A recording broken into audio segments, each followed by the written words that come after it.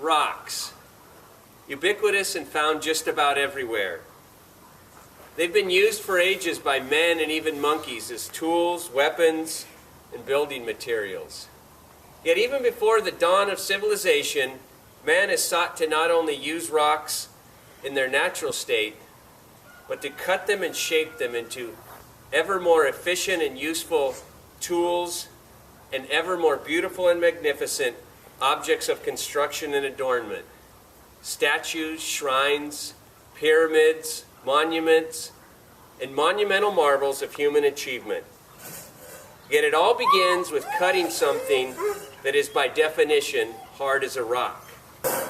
No matter how you cut a rock, it's always been an extreme challenge for both the tools and the countless human lives spent toiling at the slow and laborious task of cutting through a rock.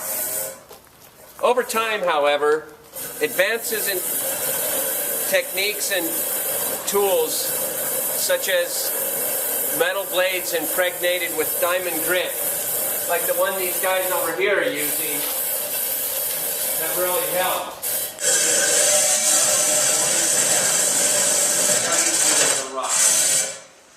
Over time, however,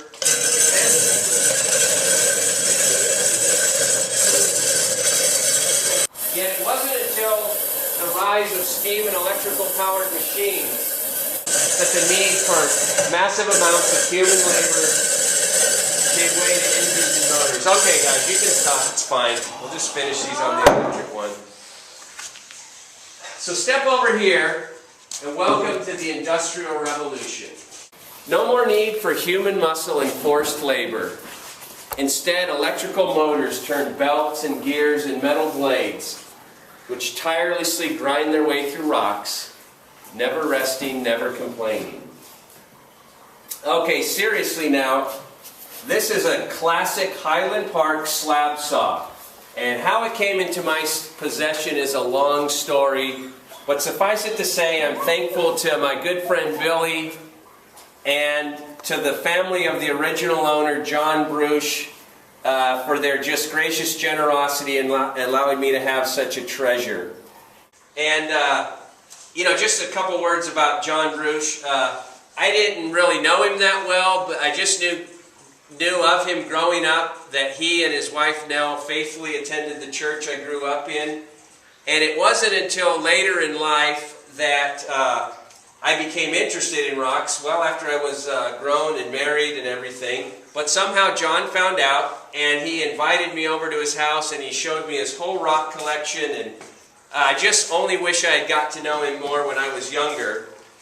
But just one quick story about John before I explain the saw and everything in honor of him.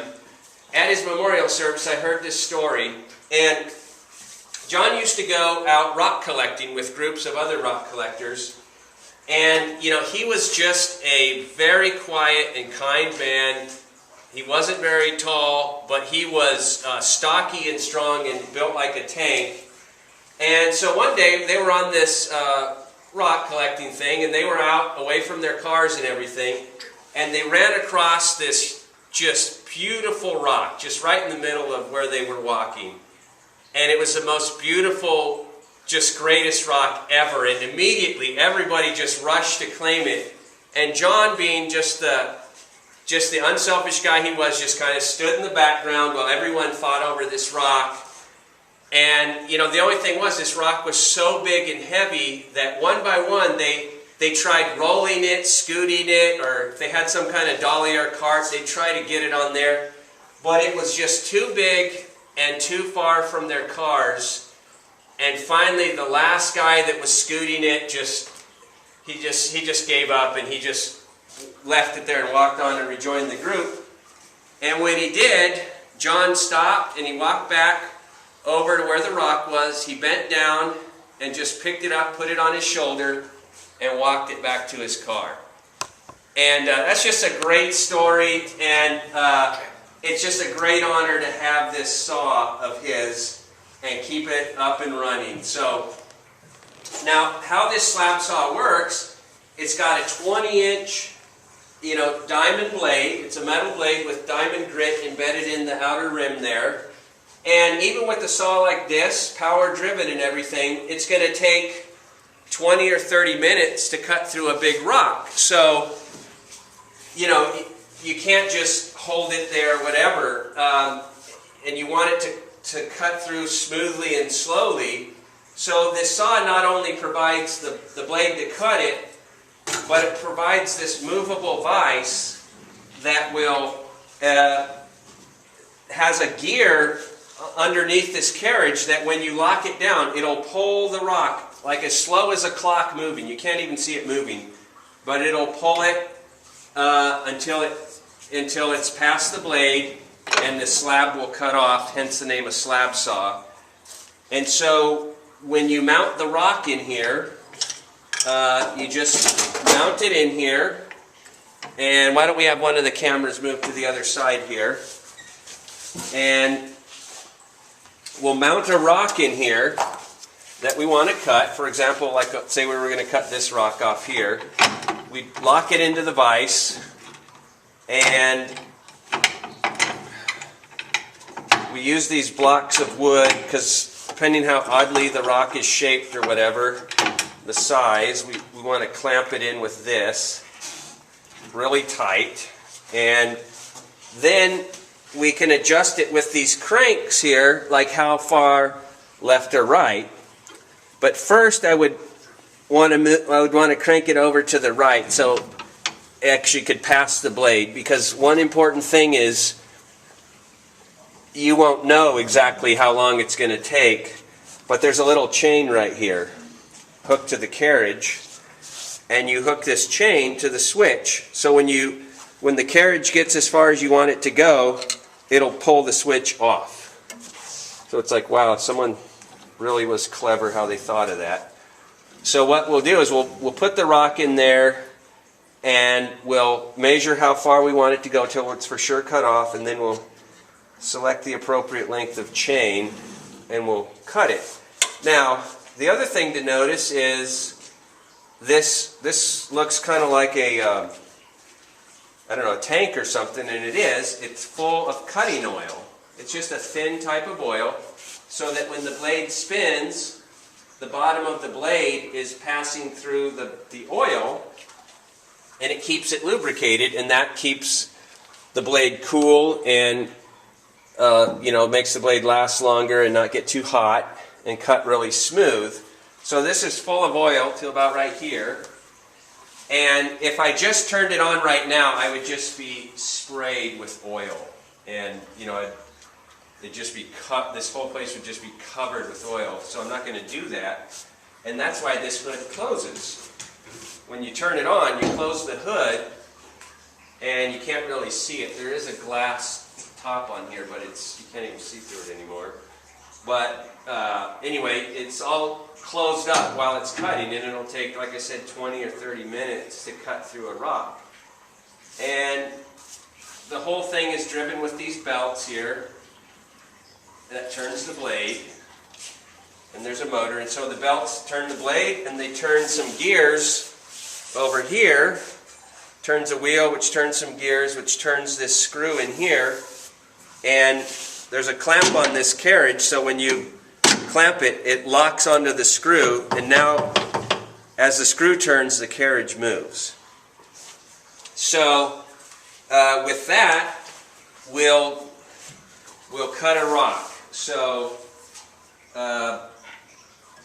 this rock here,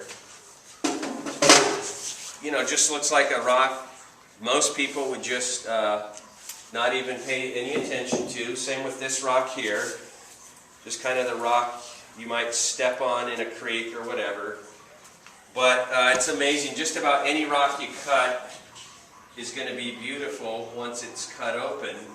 So usually what I do is I try to cut, it's almost like probably someone cutting a diamond. You try and figure out from the shape of it what's the best way to cut it. But I like to cut several sides off the rock, but leave maybe a little bit of the original rock showing so that people can see it was a rock at one time. So maybe I'll start with cutting Sometimes it helps to cut just a little piece off so that you have a flat piece. So if I put this in here, might need some wedges or something so that the vise can clamp down on it good. It usually takes a little bit of trial and error to get something that is nice and tight. See, like right now that's tight on the piece of wood.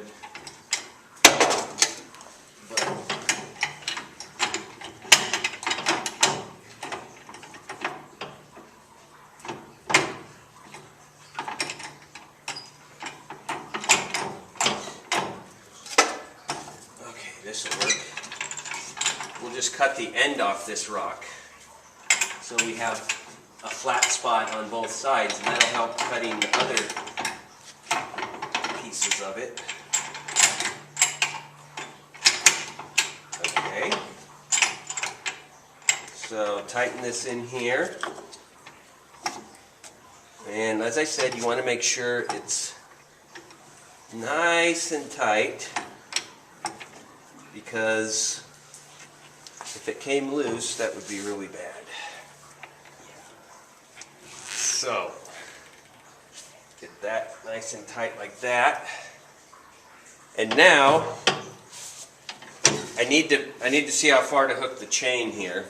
So I got to come over here and look from the side so that I know the rock will be completely past the blade for sure and be cut off. So that'll be good right there. So I'll hook it right there. That'll cut it off. Okay, so now I can pull it back here, and now I just figure out how much I want to cut off. And I like to cut off a nice piece, but you know, you can take what you think's a pretty good sized rock, and if you cut off too much, you end up with a little unimpressive cube. So I don't want to do that. So I'll set it about right there. And now, one other thing, let me just show you a brand new blade here. This is a brand new blade for the saw, and this belonged to Mr. Bruch. And you know, from kind of what I figured out, he's a guy kind of like me. He had a brand new blade, but he didn't want to use it till his old one wore out. And so that's why I haven't changed this one, even though this one is well worn, and it's actually a little bit warped, slightly. But I still don't want to use my new blade. I want to save it as long as I can. So what I do is, this blade is like, it should be perfectly flat. But I found out from trial and error that this blade is like bowed, sort of like, rather than a plate, like a bowl. The middle of it sticks out farther to the right than the edge. So what happens is as the rock, you get a groove in it and it travels toward the center, it actually will start to bind. So what I do is I'll run it for maybe after it starts cutting the groove in, I'll actually turn it off, and the blade is cut into the rock. I'll turn it off, and then I'll turn the vise one turn to the right, and that'll pull the edge of the blade just a little bit over, right in line with the center of the blade, and it'll cut through perfectly. And so I can save my new blade for another day doing that. So that's what we're going to do. So what we do is we get this nicely set up right there, and I don't want it touching the blade, but almost. And now I'll lock it down on the screw. And now when I turn the saw on, it's going to slowly start cutting the rock. So here we go.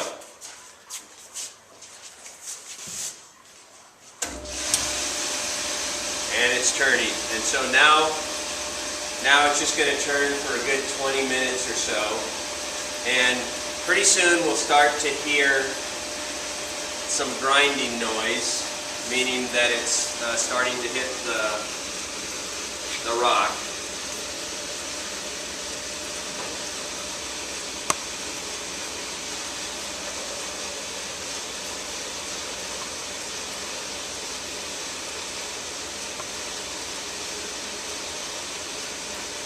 I can just start to hear a little bit of hitting, but it's moving, as I said, it's moving as slow as a clock. You couldn't see it moving if you were watching it.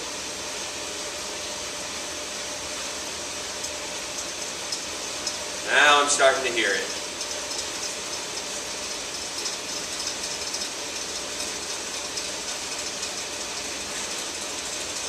You can see the belt is turning the blade and then turning this axle here, which turns the gear, which turns a long threaded screw, which is pulling the vise, and I'm hearing it bite into the rock now. So we'll give it about 5 minutes, and by then the blade should be sunk into the rock enough that if I pull the vise over, it'll pull the blade nice and straight, and then I'll turn it back on and finish cutting the rock.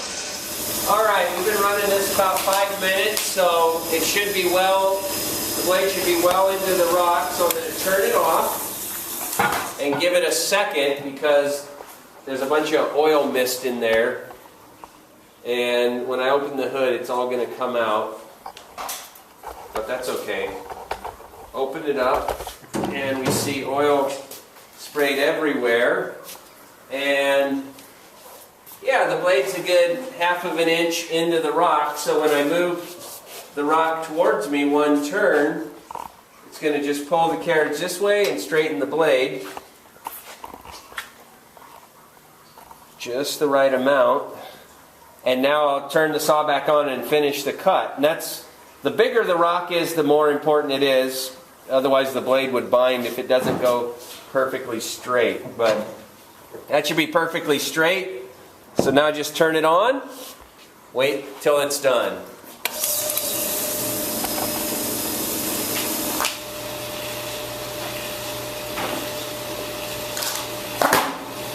Gotta be done any second.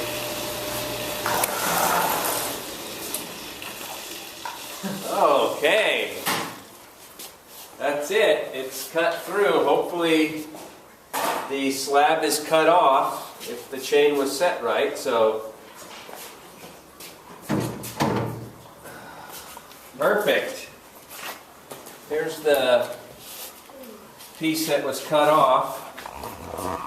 Smooth as anything you'll ever feel because it's cut so slowly and same speed. So now I just crank this over a little bit. Undo the lever. This keeps the screw threads hooked to the threaded rod there. Undo it. Now slide the carriage back, and as you can see, this is perfectly smooth now. So now, kind of dripping quite a bit, we'll want to maybe put some other cuts on this piece.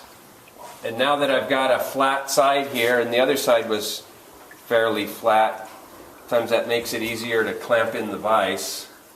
But I'd really like to cut this piece off. And so, see if I can clamp it just like that. If I can get it tight enough.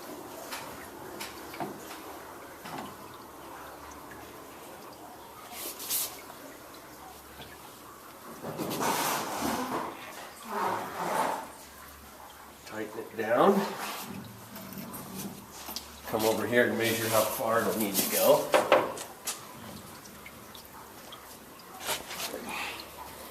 To be safe, I go a little farther because I don't want to come open it and have it not cut all the way. Right. Hook up the chain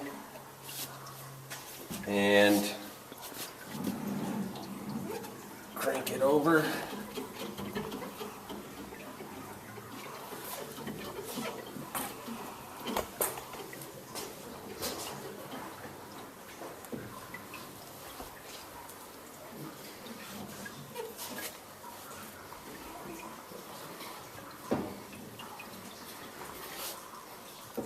Right there. Clamp it on the screw. That's tight. Ready for the next cut. All right, we'll do one final cut on this. Yay! Wait, I want to wear that mask like sports. Got 3 sides cut off. We'll just cut off the bottom of it. It'll make a nice table specimen. Okay, it's ready to go.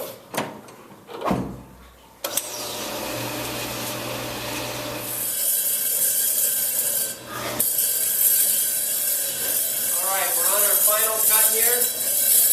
It's been going about 5 minutes. We just need to pull the blade over a little bit so it lines up nice and straight. 20 more minutes and we'll be done with the final cut. Alright, so any second this should shut off. I think I heard the end of the rock drop off just a second ago, so any minute here the chain should pull the switch shut from the inside. And our 4th and final cut will be done. So once again, this is a classic Highland Park 20-inch slab saw, manufactured right here in Southern California, 1011 Mission Street, South Pasadena, California. Still going after all these years.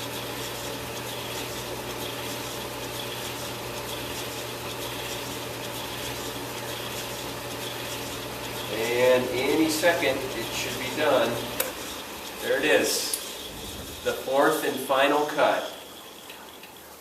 Pending how over anxious you are, if you open it too soon like I'm about to do, you'll get a little whiff of oil gas on you, but that's okay. And there it is.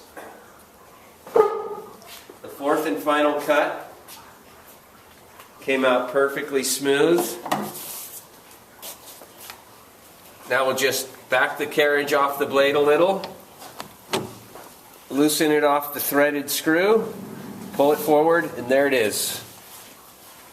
Smooth as glass. And ready to be proudly displayed on your coffee table or countertop. And again, classic Highland Park slab saw. So hope you enjoyed it. Thanks for watching and see you next time.